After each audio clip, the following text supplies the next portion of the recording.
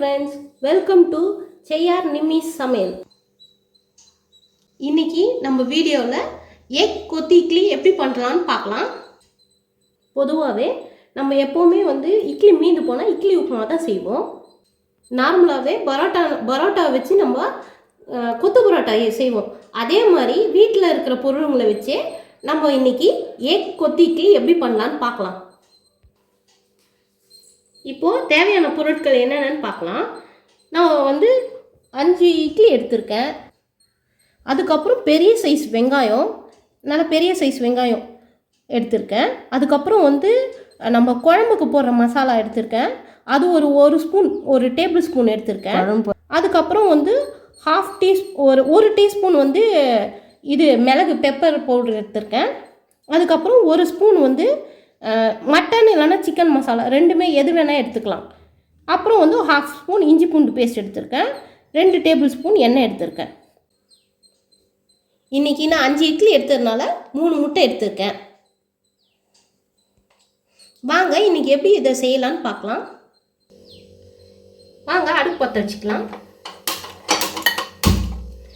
கடாய் கொஞ்சம் ஹீட் ஆகட்டும்.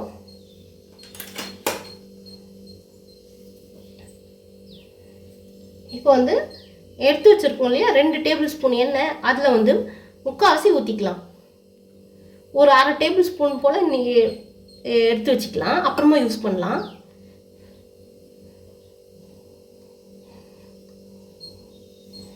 கொஞ்சம் ஹீட் ஆகட்டும். ஹீட் ஆனவுடனே இந்த வெட்டி வச்ச வெங்காயம், பொடியாக நறுக்கி வச்ச வெங்காயத்தை போட்டுக்கலாம்.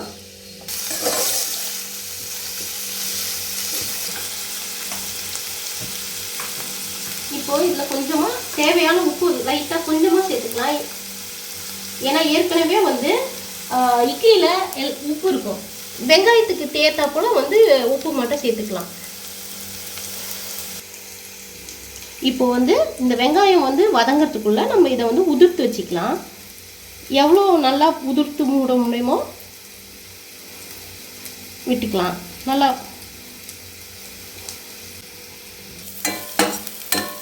இப்போ நல்லா வெங்காயம் நல்லா கலர் மாறிடுச்சு, நல்லா கோல்டன் ப்ரௌன் ஆயிடுச்சு. இப்போ இஞ்சி பூண்டு பேஸ்ட் மட்டும் போட்டுக்கலாம்.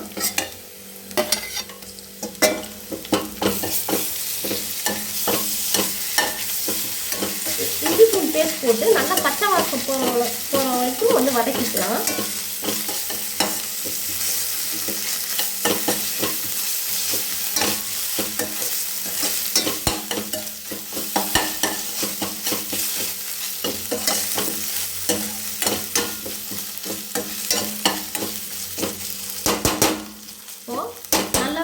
பச்சை வாசனம் போயிடுச்சு.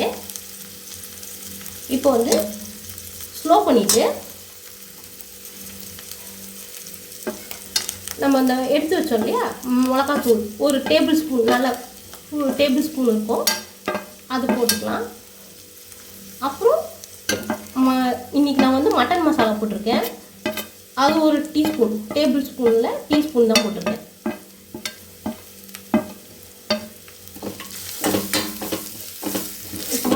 நல்லா கலந்து விட்டுட்டு நம்ம பொடி உதிர்த்து விட்டோம் இல்லையா அந்த இட்லியை சேர்த்துக்கலாம்.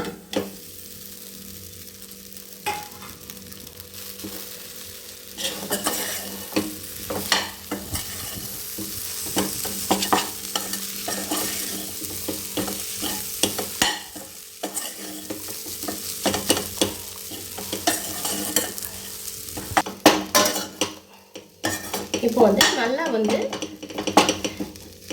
நல்லா இப்படி கலந்து விட்டுட்டு இப்போ என்ன பண்ணலான்னா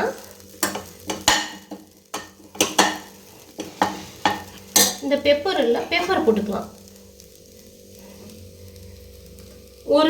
ஒரு டீஸ்பூன் வச்சுருக்கேன், அந்த பெப்பர் போட்டிருக்கேன்.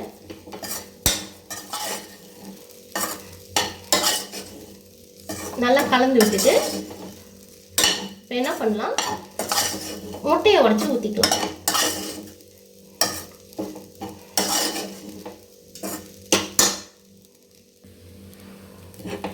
கலந்து விட்டுக்கிட்டோம். நீங்கள் இஞ்சி பூண்டு பேஸ்ட் போட்டுட்டு உடனேவே சிம்மில் வைக்கணும். அது கடைசி வரைக்கும் நீங்கள் ரைஸ் பண்ணக்கூடாது. அப்போ தான் நல்லா வரும். இப்போ என்ன பண்ணலாம், உடச்சி ஊற்றிக்கலாம்.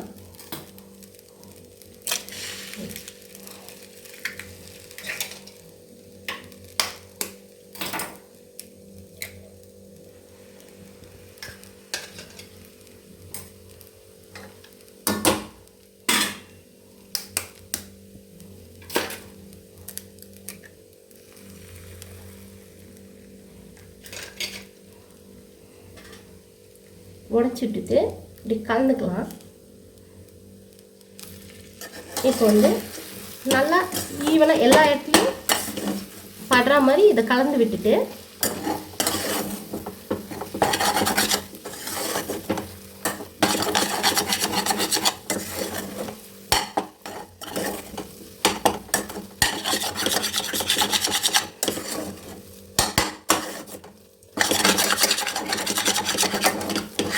வந்து கையில் வேணால் வச்சுக்கலாம்.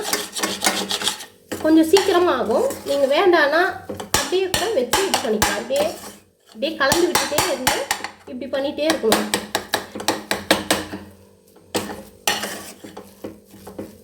இப்போ வந்து நம்ம எடுத்து வச்சோம் இல்லையா, அந்த எண்ணெய் மிச்ச எண்ணெயை வந்து ஊற்றிக்கலாம்.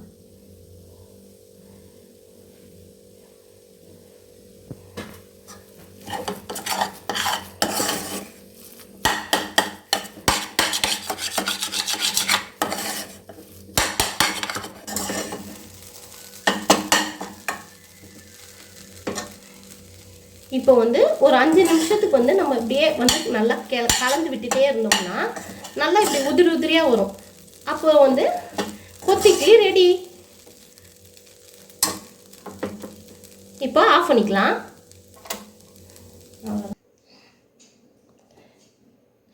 எப்போவுமே நீங்கள் காலையில் இட்லி செய்வீங்க, அதே வந்து ஈவினிங் குழந்தைங்க வந்ததுக்கப்புறம் கொடுத்தா அவங்க சாப்பிட மாட்டாங்க. இந்த மாதிரி டிஃப்ரெண்ட்டாக செஞ்சு கொடுத்தீங்கன்னா அவங்க நல்லா சாப்பிடுவாங்க. நான் 5 இட்லி எடுத்தோம் இல்லையா, தாராளமாக 3 பேர் சாப்பிட்லாம். அந்த அளவுக்கு வந்து வரும், நம்மளுக்கு குவான்டிட்டி இருக்கும். வீட்டில் இதை கண்டிப்பாக ட்ரை பண்ணி பாருங்கள். குழந்தைங்க கண்டிப்பாக விரும்பி சாப்பிடுவாங்க. பசங்களுக்கு ரொம்ப பிடிக்கும். அதனால் இதை திரும்ப திரும்ப உங்களை செய்ய சொல்லி கேட்பாங்க. கண்டிப்பாக இதில் வீட்டை ட்ரை பண்ணி பாருங்கள். இந்த வீடியோ உங்களுக்கு பிடிச்சிருந்தா லைக் பண்ணுங்கள், ஷேர் பண்ணுங்கள், கமெண்ட் பண்ணுங்கள். செய்யார் நிம்மி சமையலுக்கு சப்ஸ்கிரைப் பண்ணுங்கள். தேங்க்ஸ் ஃபார் வாட்சிங். நெக்ஸ்ட் வீடியோவில் பார்க்கலாம்.